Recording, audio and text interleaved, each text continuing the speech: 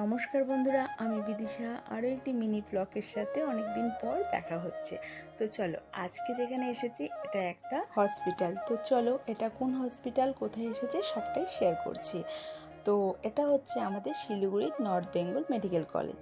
তো আমি এসেছিলাম, এখানে নতুন একটা হসপিটাল হয়েছে, সেটা হচ্ছে 10 তলা। আর এখানে কিন্তু বাইরে থেকে ডক্টর আসেন আর সুব্যবস্থা সুচিকিৎসা হয়, সে কারণে এসেছি, তাই তোমাদের সাথে শেয়ার করলাম।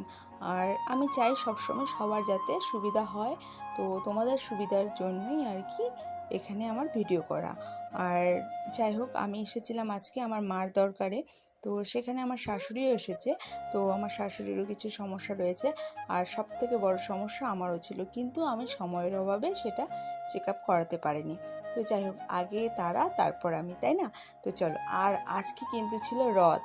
তো আজকে আমাদের রথ দেখাও হয়েছে, কলা বেচাও হয়েছে।